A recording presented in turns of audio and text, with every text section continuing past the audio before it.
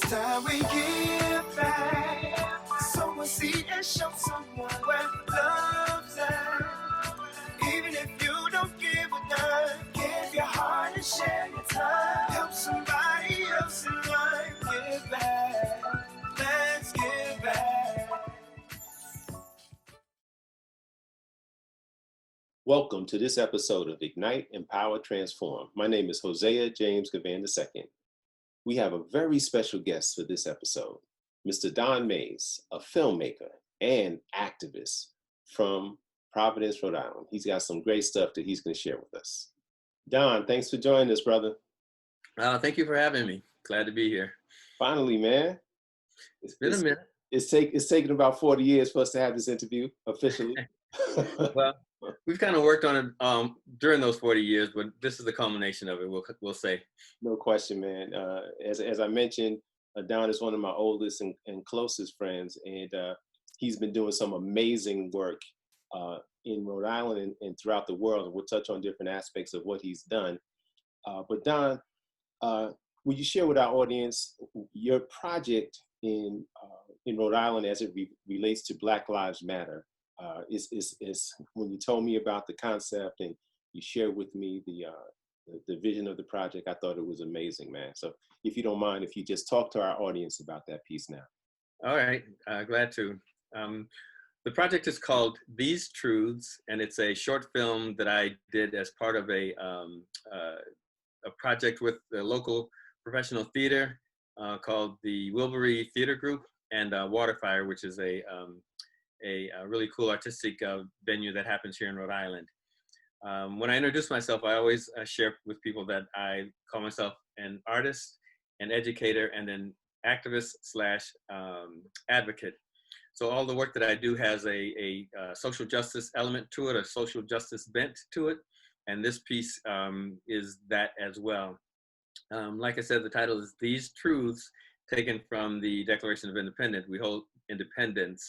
We hold these truths to be self-evident, da da da da da. Right. And it just kind of examines the journey of African heritage people from the Middle Passage up until now, or more specifically, the murder of George Floyd. So this piece kind of takes us on that little journey in as much as a short film can. One of the things that I've been doing is, well, I'm a theater director, a filmmaker, and I also am a photographer.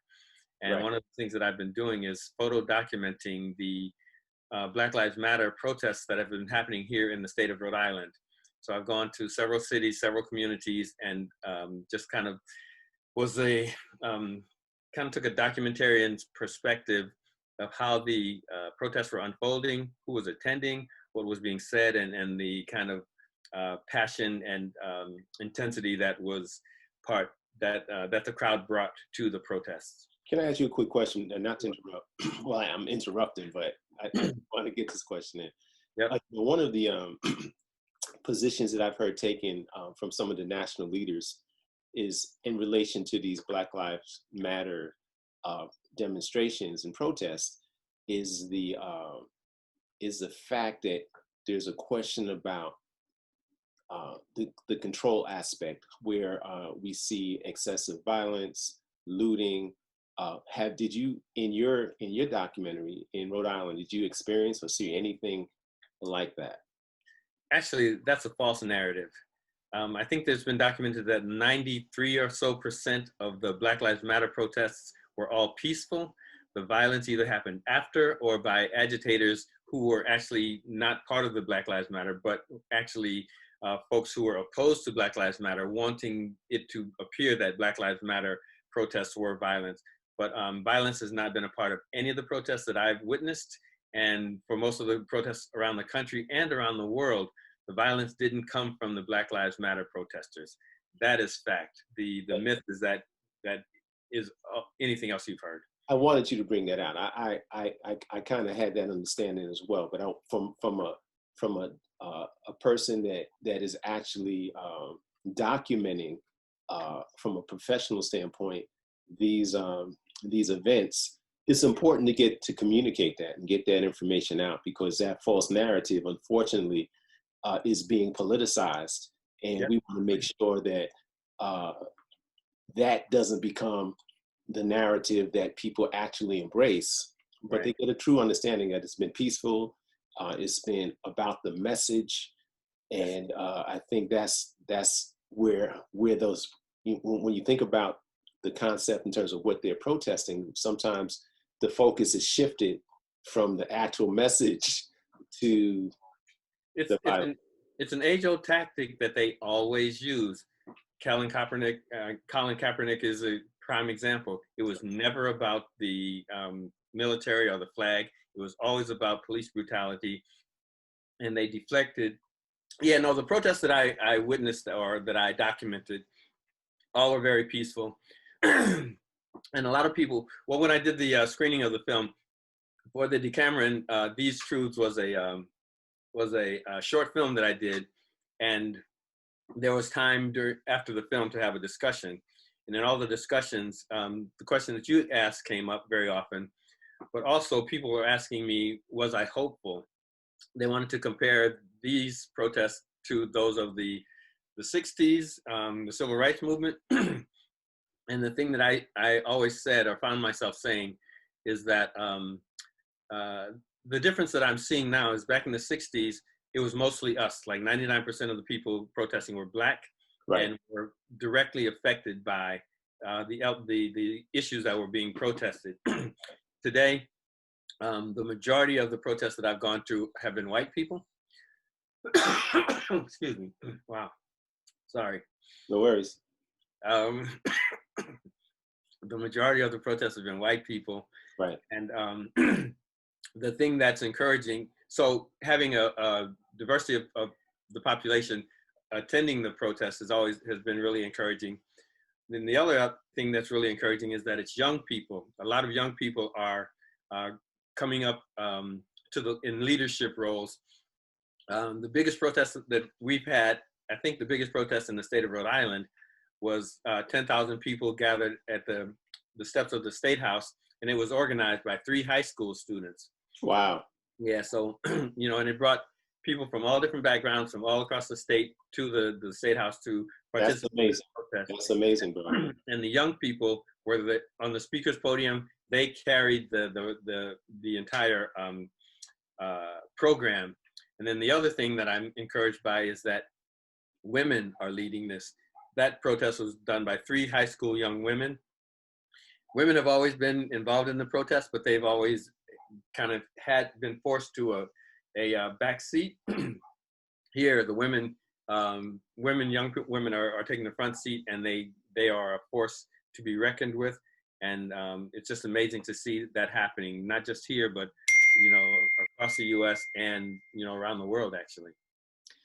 Those that information is critical, man, because when you think about the difference between today's protest demonstrations to create change, social change, and the 60s, those 2 points that you just made, Yep. where it's the majority of the protesters are not people of color, but they're protesting on our behalf. Right. And then you have women who, like you said, have always been either the main focus, or not necessarily the main focus, but the engine behind the movement. Now they're actually in the forefront, and I think as we look forward to hopefully seeing some substantial changes, I think that's a good look for the nation, and that's a good look for progress, for progressive society. So Don, if you Wait, I want to give a little pushback on one thing that you said, which is you said that people who do not look like us are protesting on our behalf. I want to give a little pushback on that because racism impacts all of us. That's a good point, brother.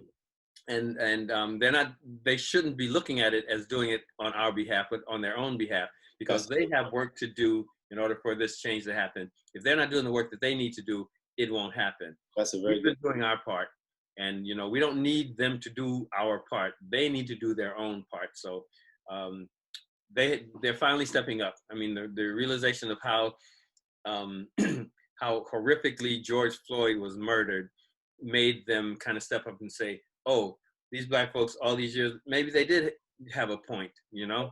Right, right. So now it's time for them to step up. Okay, I stand corrected. I think your point is well taken. I definitely agree with everything you just said. And if you allow us, we're going to take a quick public service announcement break, and we'll be right back. This year, patriotism shouldn't just be about pride of country. It should be about love. Remember that to love America is to love all Americans, because love has no labels. Welcome back. We have the masterful Don Mays out of Rhode Island here for our show. Don, thank you for your insightful analysis in the first segment. And I want you, if you can kind of continue to talk about your film, These Truths, Yep. around the Black Lives Matter movement in Rhode Island and beyond. Yeah, well, the place where we first screened it was called the Decameron, which was based on an Italian event coming out of the bubonic plague. So originally this was for the Decameron was for the COVID, but upon the murder of George Floyd, they shifted the focus to make it more relevant to what's going on now, which is Black Lives Matter. So using the photo documentation that I did of the protests, and I had a poem that I'd written actually 20 years ago called These Truths, which is kind of what the film is built around. And it just real quickly, it goes, we hold these truths to be self-evident that all men are created equal. Well, not all men, and certainly not women. We hold these truths to be self-evident that all white men, all rich white men who are straight. We hold these truths to be self-evident that all Caucasian, wealthy, heterosexual, cisgendered white men are created equal. Then it goes on from there.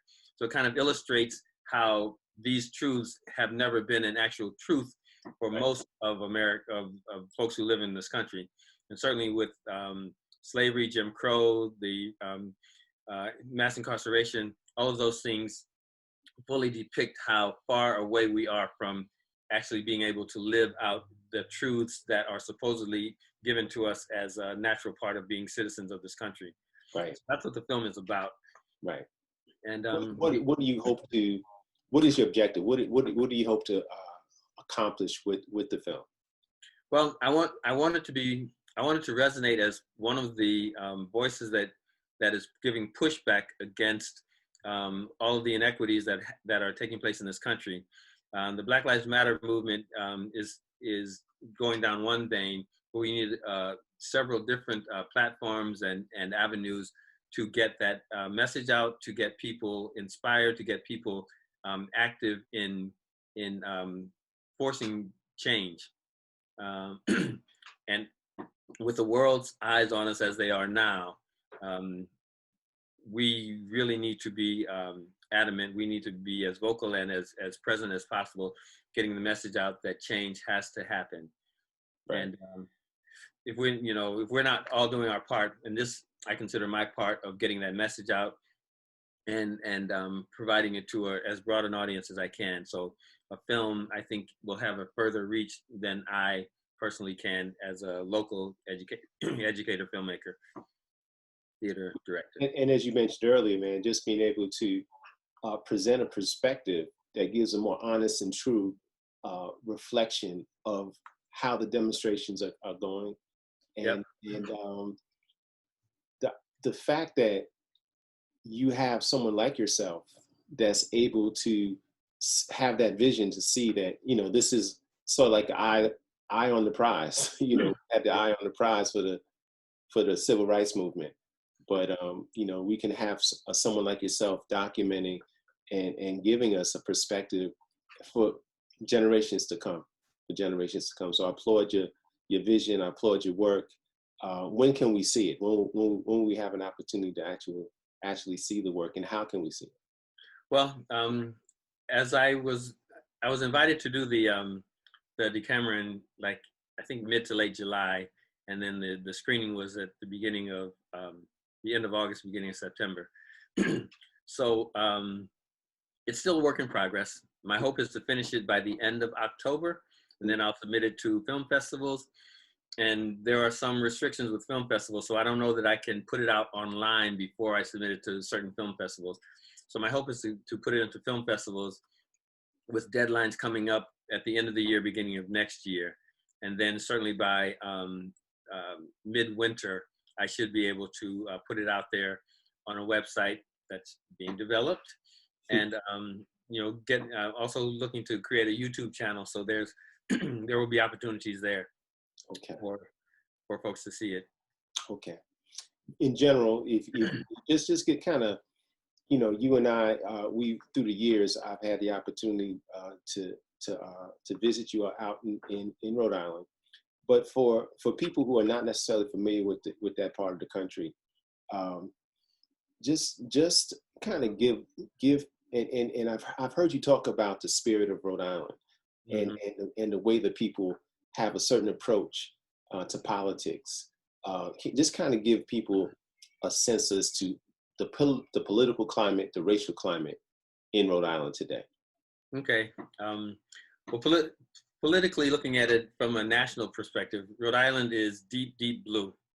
We have a Democratic government.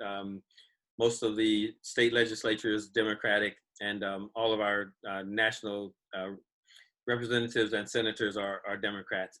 So Rhode Island is a very deeply blue state, but there are Republicans here. There's a significant faction of those who support Trump, and there are what are called dinos that have made their way into the legislature, which is Democrat in name only.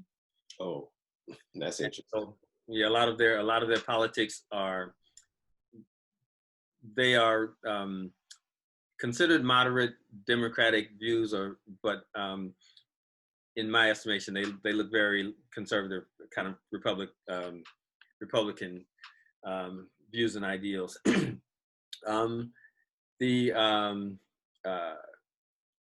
The Black community is not the largest community of color in Rhode Island. The Latinx community is. We have a lot of folks from Central and South America, and from the islands. Cape Verde. The Cape Verdeans, what are they? They're not. They're African. They many of them. Portuguese. Yeah, African and Portuguese. The Cape Verde Island is right off the coast of Africa. It was colonized by Portugal, so they speak Portuguese and have their own Creole language that they speak. A lot of Cape Verdeans identify specifically as Black, as most as we do, right. And then some who identify themselves as Cape Verde, which is their own heritage unto themselves. I mentioned that because I'm aware of the fact that there is a significant Cape Verdean population, but outside of New England, you may not be familiar with that. Yeah, and I didn't know that Cape Verdeans existed until I moved here. Right. And I'm told now that there are actually more Cape Verdeans in Providence than there are actually on the main island of Cape Verde. Wow. Which is interesting. Wow. But between Providence and New Bedford in Massachusetts, which was the home of Frederick Douglass, there's a significant Cape Verdean population. Cape Verdeans were best known for their whaling and sailing skills, and they landed in New England as whalers, and so several and they kind of found their home here, and so that's why there's such a significant population of Cape Verdeans in this area. That's cool, man. Well, Don, we have one more segment. We're gonna close this particular segment, and we're gonna open up the next segment. So, audience, just join us, and we'll be right back.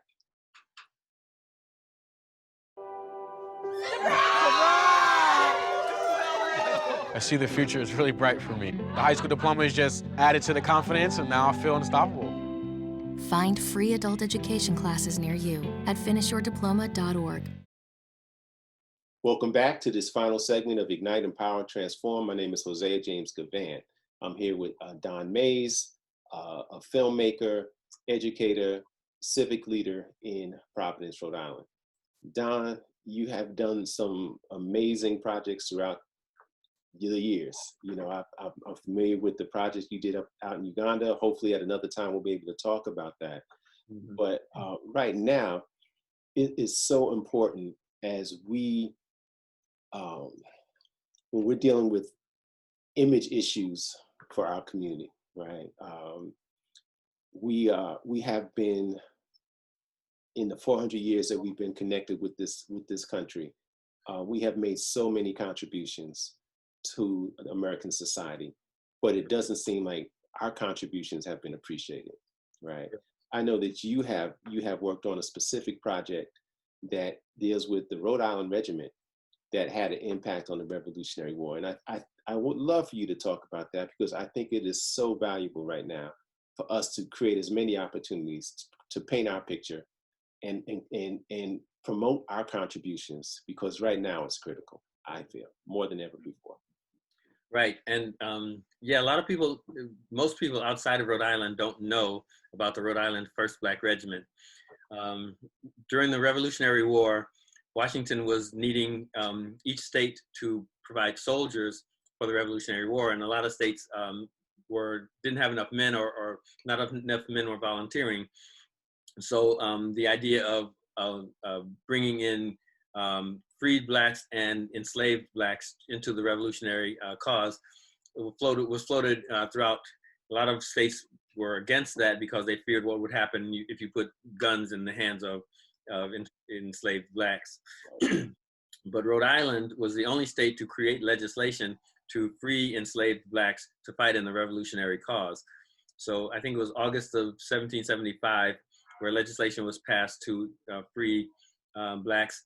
So there were two regiments. There were two regiments that were created that then became one that included 225, I think, Black, free and formerly enslaved Blacks and Native Americans into one regiment. I think there was a total of 150 or so Black and brown folks in that regiment, and then the others were white soldiers. And just a few months after they were liberated and joined the revolutionary cause, there was a battle. Let's back up a quick second. So that was part of the deal. They were enslaved at the time of their joining, but if they joined, that was one of the ways that would guarantee their freedom. Freedom, yes, and they were guaranteed freedom after the war effort, and they were guaranteed to get uniforms and to be paid as their white counterparts. They did get uniforms. They didn't really get paid. I heard about that. And they weren't. That's a shame. Yeah, they weren't forced back into slavery. But this is another part of the story, that they were actually present when Cornwallis surrendered to Washington, and they were making their way back up to Rhode Island, and they stopped in Baltimore, and Baltimore gave them a parade and celebrated, and they said, "Why are you going back to Rhode Island? Why don't you stay here?" So there are quite a few folks who fought in the Revolutionary War from Rhode Island who settled in Baltimore. Oh, wow. But getting back to their service during the war, so there was a battle in Portsmouth, Rhode Island, called the Battle of Rhode Island, which was at Bloody Run, and the British and Hessian soldiers were looking to cut Boston off from the rest of the country because they thought Boston was the seat of the war, of the war effort.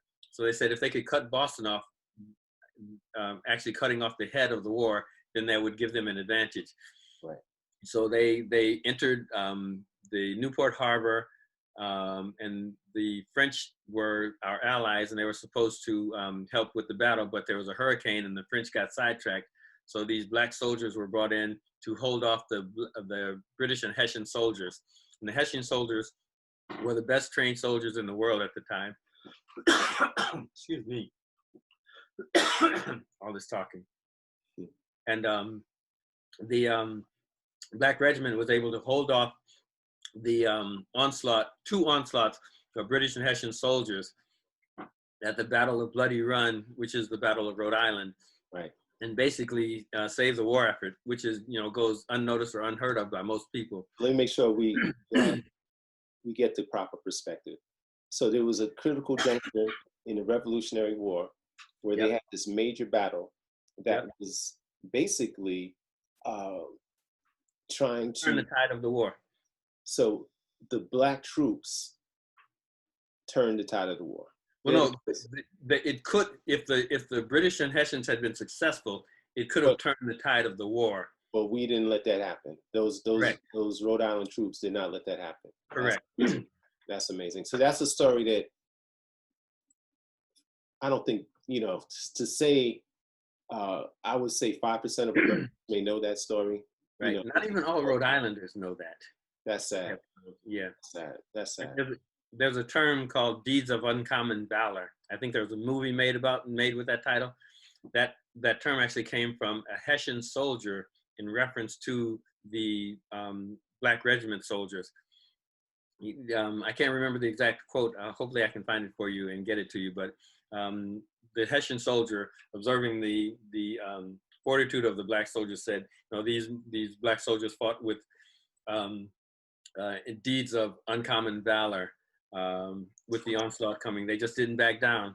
They didn't back down, and they fought off the best trained, best equipped army in the world at that time, and they had only recently become soldiers within 6 months. Man, as you share that story, it just saddens me to here's just another example of a significant contribution that our people, Black people, have made to this country. Mm-hmm. And when you consider everything that we're going through right now, in terms of the lack of appreciation, the lack of understanding, the lack of sensitivity and compassion, it's horrible, man. It's horrible, and we have to do a better job ourselves of making sure that we get our story out and we communicate our story. So that's in part why I wanted to make sure that we got this piece in, because it's incumbent upon us to make sure that we do a better job of self-promotion. And we got to get this message out, man, because that's our story that needs to be told. All right, man. Thanks for joining us, Don. Thanks for having me. Bye, brother. All right. Bye.